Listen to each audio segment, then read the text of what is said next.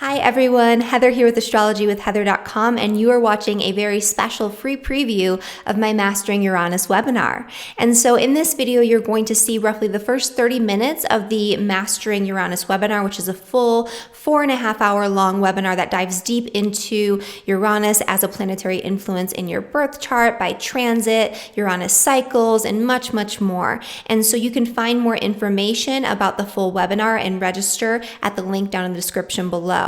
This webinar is a part of my full Mastering the Outer Planets series, which is a series of 5 full webinars on all of the outer planets. So there's a webinar on Saturn, Uranus, Neptune, Pluto, and this also includes a free bonus webinar called Mastering Jupiter that will be held live on April 11th. That's only available as a free gift to those who are registered for the full series. And so you can find more information about that series also down in the description below. And so in this video, you're going to be watching the beginning part of the webinar where I'm going to be diving deep into Uranus in terms of its discovery, the mythology, and what Uranus actually means in the birth chart and by transit as a general influence. So I hope you enjoyed this video, and without further ado, here. Hi everyone, welcome to the Mastering Uranus webinar. Thank you so much for being here. I'm so excited to see so many of you joining so quickly for the live version of this webinar. And so I'm going to, while you guys are funneling in here at the beginning of this webinar, I'm going to just give a little background about what it is we're going to be talking about here, and a little bit about my experience with these Uranus energies. And then we'll talk about the features, the interactive features of the webinar, and how you guys can utilize those to ask questions and interact. But I'm going to wait until after the intro to do that, because I want to make sure that most of you are in here so you all know how to work with Zoom and ask questions and connect with each other and all of that. So that's what we're going to be doing here. But this webinar is going to be all about Uranus. And so I did a webinar a couple of months ago called Mastering Saturn. And the reason I did that webinar was because I had just finished out a bunch of really difficult Saturn transits, and I was in the middle of a really positive Saturn transit. So I had just gone through Saturn squaring my Sun and my Saturn return, and so I had worked really hard on utilizing that energy in a positive way, and I was starting to see good results because of that Saturn energy in a positive aspect with my Sun. And that webinar went really well. You guys loved it, and I decided that I wanted to turn this into a whole series. And Uranus is a really great second topic to talk about, especially because, you know, over the last 8 years, I've had a lot of experience with Uranus and the chaos that it can bring in your life. It's a very disruptive influence, especially when it's in a challenging aspect. And so we're going to cover the basics of Uranus. We're going to cover the discovery of Uranus and how that relates to a shift in our societal paradigm. We're going to cover the mythology around Uranus, the basics of what Uranus represents as a planet, and then we're going to go through Uranus in the birth chart specifically, and I'm going to focus a special attention on Uranus aspects to planets in the birth chart, because that's going to really alter the energy of these planets, and it's going to be a more predominant influence than Uranus in the signs and even Uranus in the houses sometimes, which we will cover in brief as well. Then we're going to get into things like, and we will cover Uranus retrograde, we'll cover in conjunctions, and then we're going to get into Uranus in terms of the influences throughout time. So we're going to talk about the Uranus cycle in the birth chart, and we'll spend a little less time on this than we did in the Saturn webinar, because Saturn cycles are a really predominant energy, and I really wanted to drive that point home and give you guys a lot of information. Uranus cycles are still very important. There are a couple really pivotal points that we're going to go especially deep into, and then we're going to get into Uranus transits, especially Uranus transits to planets in the birth chart, because this is really where you see these life-changing, crazy, chaotic experiences unfold. And so we have a lot of different examples and a lot of things that we're going to go over. And, you know, like I mentioned before, part of the reason why I'm excited to be doing this webinar is because I just finished out a bunch of really crazy Uranus transits too. And, you know, the entire 8 years that Uranus was transiting through the sign of Aries, it's now moved into Taurus, which is something we'll talk about as well. While it was transiting through Aries, I have a grand cardinal cross in my chart. And so this means that I have 4 planets in the cardinal signs in square with one another. Aries is a cardinal sign. And so as Uranus transited through the sign of Aries, it hit all of these different planets in all these different areas of my chart. And it was complete chaos and disruption, and all these very major life-changing experiences came about, a lot of times very quickly and in ways that were very shocking and unexpected for me. And it was a whirlwind, and I'm happy that Uranus has moved out of Taurus and is making more gentle aspects in my chart. But I'm still so glad that it happened, and that's the thing that I really want to drive home when we get into the transit aspect of this, is that Uranus usually doesn't bring something terrible in the long term. It's usually trying to liberate you from stagnant, stale, stuck energy, or liberate you from engaging in something that is not true to yourself. And so we'll get into that too. All right, and so I feel like a lot of you are in here now. It's about 12:05 my time, so I'm gonna go over just very quickly the interactive components of the webinar. And so throughout the webinar, I will be stopping for questions and answers. And so you'll see that there is a Q&A box. Depending on your device and the way your Zoom is set up on your computer, the strip with all the different buttons is going to either be at the very bottom of your screen or at the very top of your screen. And so there should be a box that says Q&A. You can type your questions into the Q&A, and I will stop and answer them throughout, you know, when we take pauses to do that. And if you find that somebody has posted a question in the Q&A that you are really into, that you're like, yes, I want to know that answer, or if it's the same question that you already had, you can like their question, and so it'll go higher up in the queue, and so I'll be able to see that that question is important, and I'll make sure that I answer it. And so you can do that. The other feature, of course, is the chat, where you can chat with one another and, you know, interact throughout the course. You can also interact with me. I'll check the chat and see what you guys are saying. So far, everyone's just saying hello. Hi, Carrie, Kelly, Mia, and Justin. Hi. It's good to see you here. Hi, Robin. Hi, Monica. So Susan, hi. I'm glad you made it. Awesome. So a lot of familiar faces in this webinar, because a lot of you are taking the whole series. So that's also really fun. I love getting to have this sort of ongoing relationship with you guys through these webinars. So that's also really fun. The other thing that you can do for the interactive component is raise your hand if you have a question, but please don't do that until I cue questions because it pops up on my screen and I get all these like hand raisings everywhere, and it's a little distracting, and I have no idea how to turn that off without actually disabling the hand raising feature. So there is another button along that thing that says raise your hand. You can do that when we do the Q&A. If you do raise your hand, I will pull you on, and people will be able to see and hear you most likely, and so you'll ask your question in real time, and that's especially helpful if it's a more complicated question. I'm not going to answer specific questions about each person's individual chart, but if you phrase it in a general way, like you know, what about Uranus, you know, squaring Venus in the 4th house or something like that, then I'll answer it that way. So hopefully that makes sense to all of you. Hi, Cynthia, Laura, Tamara, Wendy, Esther. Okay, we got a lot of people here. Cool. So if you guys are all set, I am going to get into starting the webinar here. Yeah, there is big energy in this webinar, Justin. I've been feeling it. Like normally, I mean, I always get a little excited about these webinars, but I've been feeling like this webinar in particular, I've been really amped up about and having like really good feelings for.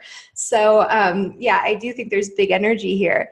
Yeah, me too, Justin. Weird. Okay, so maybe something important is going to happen. or maybe we're picking up on that weird Uranian energy, right? And so let's get into the webinar. Hi, Rita.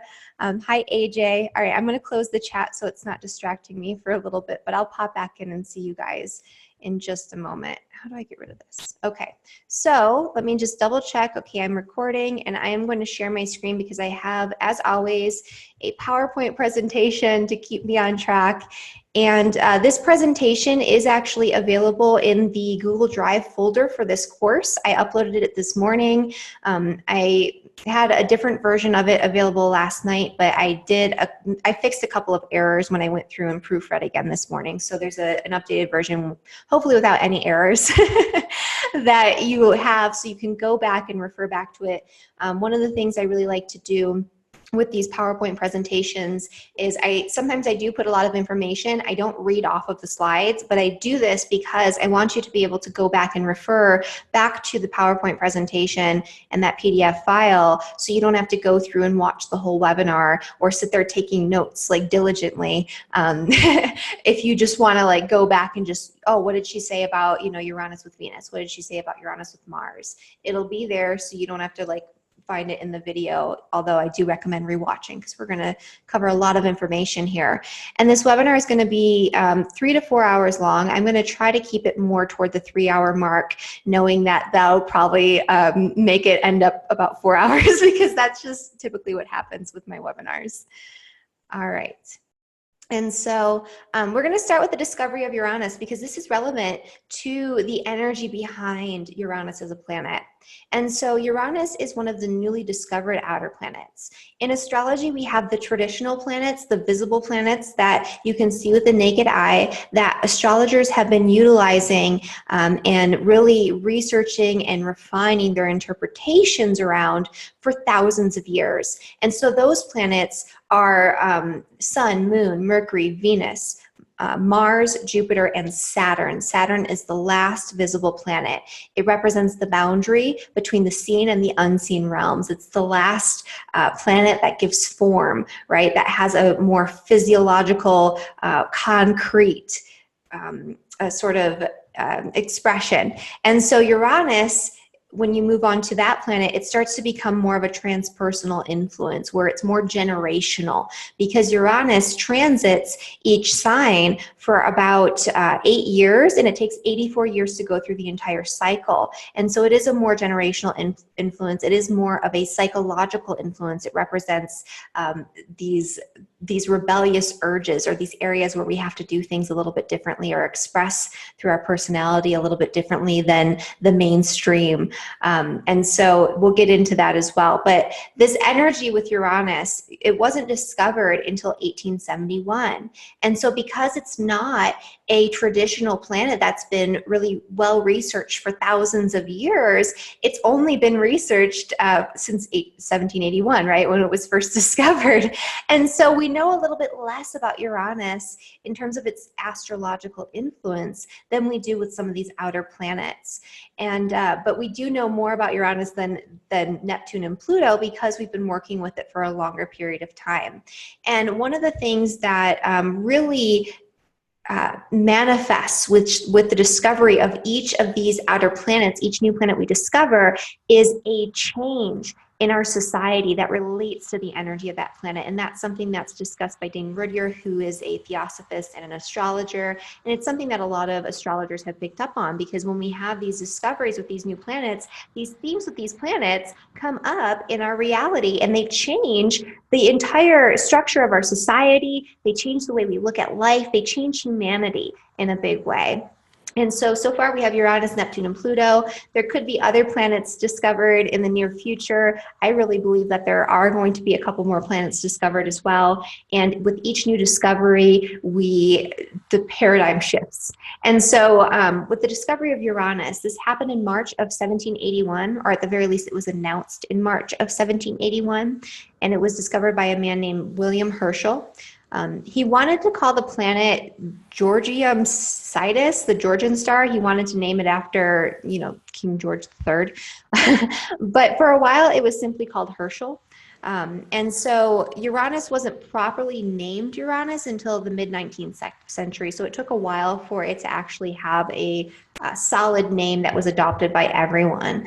But while Uranus was discovered, Uranus was discovered in 1781, and this is right in the middle of the American Revolution and just prior to the French Revolution. And so as some of you already know, Uranus represents rebellion, revolution, change, independence. And so that's really what some of the themes were politically in some of these countries around this time. The discovery of this new planet also happened alongside the Industrial Revolution and the rise of technology, the rise of industry, the rise of big cities, which came along with that technology. This represented a major, major, major change in the way that we live life. And so prior to this, we were more independent and agrarian. And it's weird too, because Uranus does have this association with independence and liberation, but it also has to do with humanity and what's favorable for the greatest good of all concerned. And so there was this societal shift from being like in these independent little homesteads and working more independently and being in a more rural setting to focusing more on technology, but technology as a way to further the development of humanity. And so people did give up some of their personal sovereignty in order to do what they felt was best for the greatest good of all concerned. And a lot of people did this out of necessity too. I mean, there were a lot of things going on at that time. But the thought process was that this is good. We're developing, right? We're changing.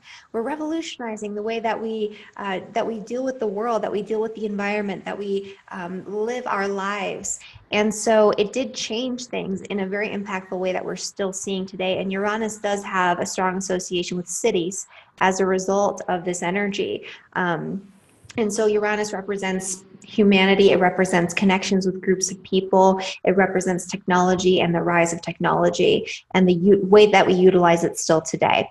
And so as you can imagine, this was a huge disruption to the way people were living their lives. Society changed majorly as a result of this, and people live very, very differently now. You know, people going to jobs at like a factory was not as big of a thing.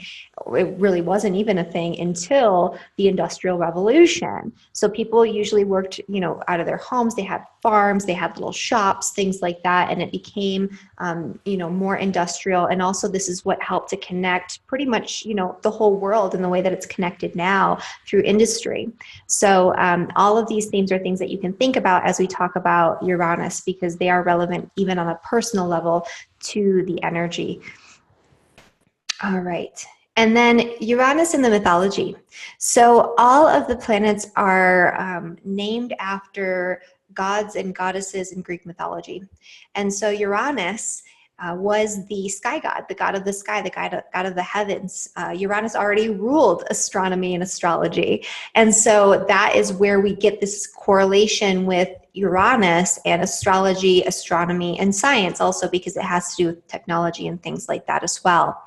And so a lot of times the name of the planet is the expression of the planet mirrors themes that have to do with its mythological name. That's not always the case, especially nowadays with all of these newly discovered like planetoids and asteroids and all these things that people are trying to use and just take the mythology and turn it right into an interpretation that usually doesn't work. But with Uranus, it does work to a certain extent, and even with Neptune and Pluto. So, you know, these planets are usually named quite well, and it's, you know, not by coincidence. Everything is connected, even if it's not intentional, or at least that's the way that I view things. And so you have this energy of Uranus being the god of the sky, you know, in Greek mythology. And it's the primordial God. He's a primordial God who is born from the void of chaos. And Uranus does have this chaos influence. He's the father of the Titans, and in some of the mythology, he's the husband of Gaia. Sometimes Gaia is his mother. Either way, he creates the Titans. I don't know how to pronounce this other name, but he's the father of these 100-handed giants, which are super weird. And they're like these giants that have just hands everywhere if you look at images in the mythology. And also the Cyclopses, so the one-eyed giants as well. And so they were all kind of weird, and Uranus Uranus did not like any of his children. And so that's part of the mythology as well. You know, he created all of these, like, these weird chaotic influences through his relationship with Gaia. And later on in the mythology, he's castrated by Kronos, who is Saturn, under Gaia's orders. And so, so it's kind of interesting too, because Saturn is sort of like almost the exact opposite of Uranus. Not necessarily, well, not exact opposite. So Saturn and Uranus do have some common ground, but Saturn represents conformity. It represents hierarchy. It represents doing things in a regimented, very disciplined way. It represents following rules and regulations. Whereas Uranus is a little bit chaotic. It represents disruption, doing things outside of the box, outside of social convention. Although there's a little bit of an overlap there, which we'll get into when we talk about the signs and how they relate to Uranus. So Kronos castrates Uranus and throws his, his parts into the ocean. And so the blood from the resulting wound created the giants, the Furies, and the Malay, I believe. I don't know if I'm pronouncing that correctly, but it's a type of nymph that is associated with a specific tree. And his testicles created Aphrodite in the ocean. And so that's the mythology of Uranus. Kind of weird. All the Greek mythology is a little strange in that way. But he, is associated with creating these things that were strange and that were different and that were outside of the norm. And you can see here in this depiction of Uranus in Greek mythology, he's already associated with all of the zodiac signs because he's the god of the sky, of the universe. He's the god associated with astronomy and astrology. All right. And so Uranus in astrology. So I'm going to give a general overview of what Uranus represents in astrology. And so in astrology, Uranus is associated with chaos, disruption, inspiration, liberation, and change. It is a rebellious, radical energy that is oftentimes very shocking and disruptive to the current system or the current mindset or the current paradigm in some way. It's known as the Great Awakener. So Uranus really awakens us to areas in our lives where we're following the status quo, where we're going along with the consensus when maybe we shouldn't be. Maybe we need to do things in our own way and hold really true to that, right? And that's a part of it that we'll get into in just a second. It's known as the Great Awakener because Uranus as an influence can bring things like downloads, inspiration, flashes of insight. This is an association too with people who are like geniuses, who are really innovative and ahead of their time, who are true geniuses, who are not just thinking inside the box and going along with scientific convention or going along with the status quo. They're thinking completely, they're doing a 180, they're thinking completely outside of the current paradigm and doing things in their own way. And a lot of times people with a lot of Uranus energy can be demonized or vilified or misunderstood. And a lot of times they are ahead of their time. They're not appreciated fully and completely until after the fact, until maybe after their death even. And so it can bring people that are so innovative that they're like rejected by the mainstream society. So Uranus is associated, of course, with the unusual, eccentric, and strange. And so the placement of Uranus in your chart shows you where you need to do things a little bit differently or a lot differently, depending on what Uranus is doing in your chart. And so it shows you where you have to think unconventionally, where you have to reach outside of social norms or the current paradigm for answers, or you have to express yourself in a way that is going to be contrary to what other people are used to. And it might rattle some cages, it might ruffle some feathers, it might not necessarily be accepted by other people in society, and that's okay.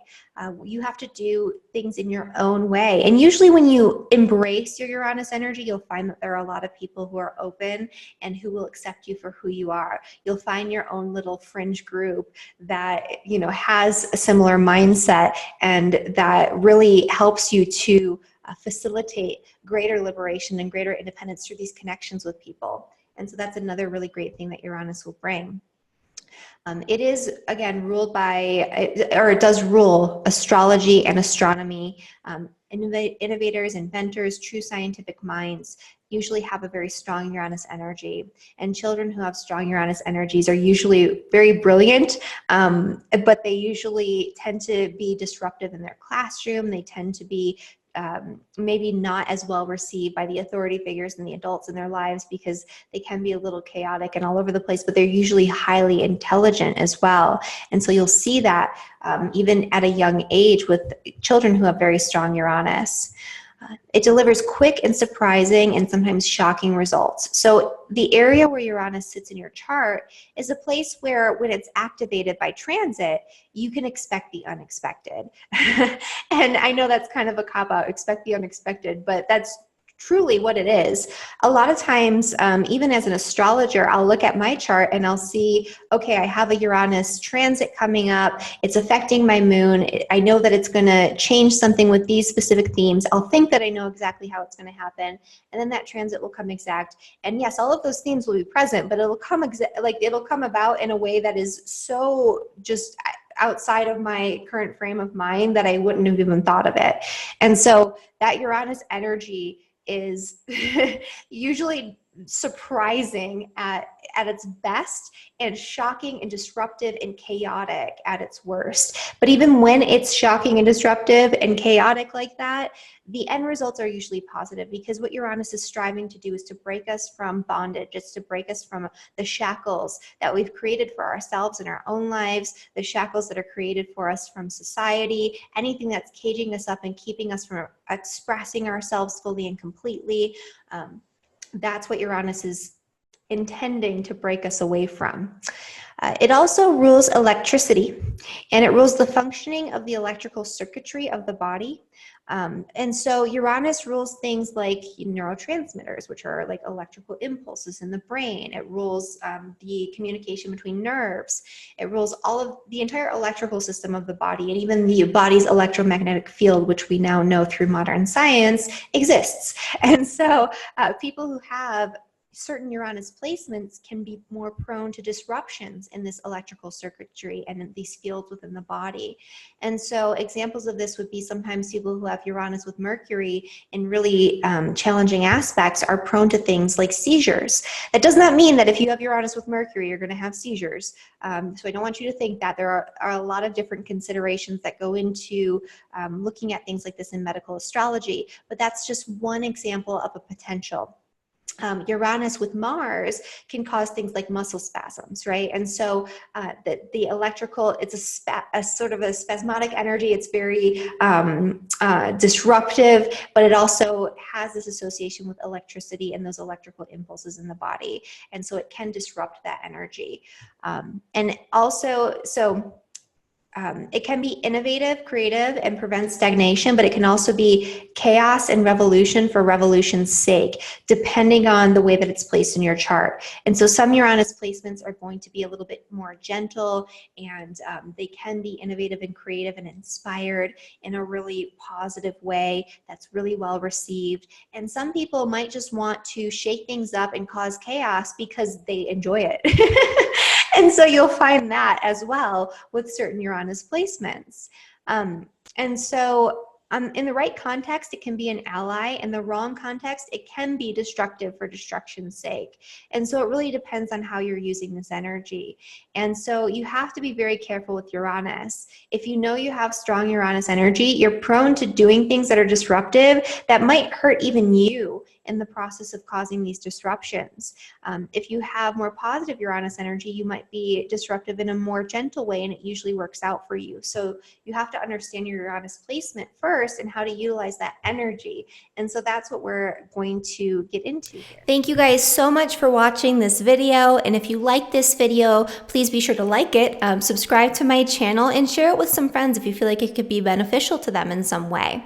And if you want to download the full webinar, the link again is down in the description below, or you can purchase the full Mastering the Outer Planet series so you can dive deep into Saturn, Uranus, Neptune, Pluto, all of the different transits and cycles, and what the chart placement of these planets means for you personally, as well as a free bonus webinar on April 11th all about Jupiter in astrology. Thank you guys so much for watching, and I'll see you guys next time.